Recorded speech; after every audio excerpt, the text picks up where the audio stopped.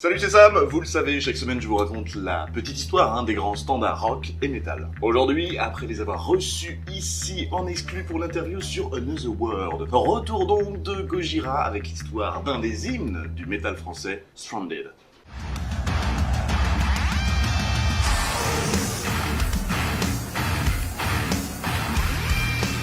On est en 2016 et c'est sur l'album Magma.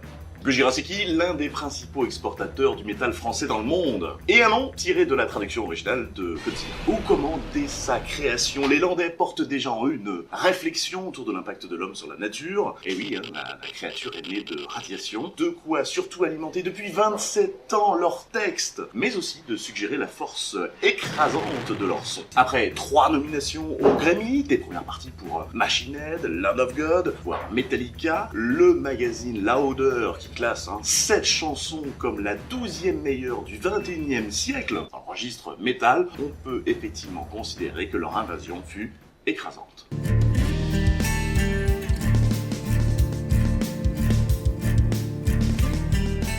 L'album a été en partie inspiré par le décès de la mère du chanteur, Joe, et du batteur Mario. Notons d'ailleurs que le titre de cet album, Magma, rappelle cette force de la nature, l'énergie originelle capable de destruction et de création de nouveaux territoires. Mais le mot magma, c'est aussi la figure maternelle, Mama, séparée par le G de Gojira. 2 syllabes, 2 frères, une même peine. Pour autant, ce 6e album studio enregistré à New York chez le chanteur, cet album, il a gommé la rage des précédentes sorties du groupe. C'est un magma qui bouillonne sans jamais exploser, privilégiant alors la tension, un son plus accessible, davantage de voix claires, de respiration aussi dans les compositions, et pour cause, le groupe a voulu là simplifier pour réduire sa fatigue en live.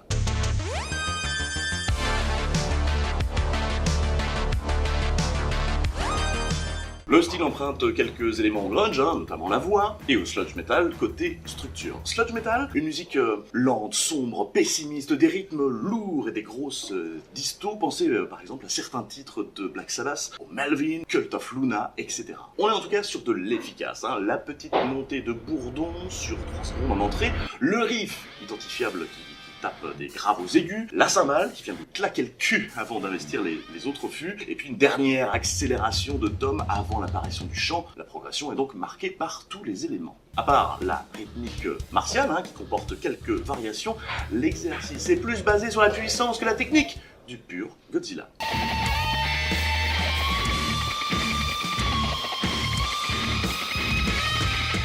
Certains passages pourraient laisser croire à une déception amoureuse. Exemple, ne ferme pas la porte, une autre partie de moi tombe amoureuse de toi. Voire l'état maladif de leur mère, une maladie croissante dans le cœur. Ou une dépression, le titre du morceau après tout, et non présent dans les paroles, signifie échouer. Ah oui, sauf que la chanson a été écrite l'hiver, l'amorce du chanteur fut donc bêtement son ressenti face aux températures. Pour finalement, inspiré par les philosophies transcendantales, parler de l'incapacité à communiquer ses émotions dans un couple, une amitié ou un groupe. La sensation d'être rejeté et donc cette fameuse porte fermée. Bref, on a été vers le froid métaphorique ce coup-ci.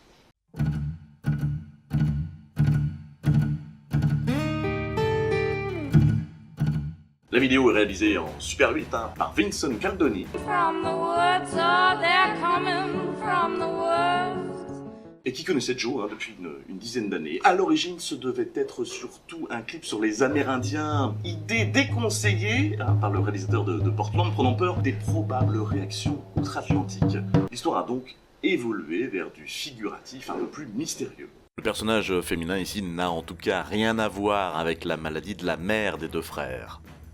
Et s'il reste quelques traces chamaniques du premier script, l'idée tourne plutôt autour de l'exclusion évoquée par les paroles, du virus de l'isolement, d'être coincé entre 2 mondes et dont le passage ne s'ouvre que via une transe, effectivement. Or, isolé, le groupe ne va pas le rester longtemps avec ce titre. Le conseil de la semaine avec ce livre sur la généalogie du métal, c'est plutôt bien fait, je vous montre quelques pages, il y a beaucoup de textes, mais c'est très complet. Si on a des animaux, mais bien sûr, on est éclectique. Attendez, tenez voir, on a pas mal de phoques, des panthéras, animales, des gojirafes.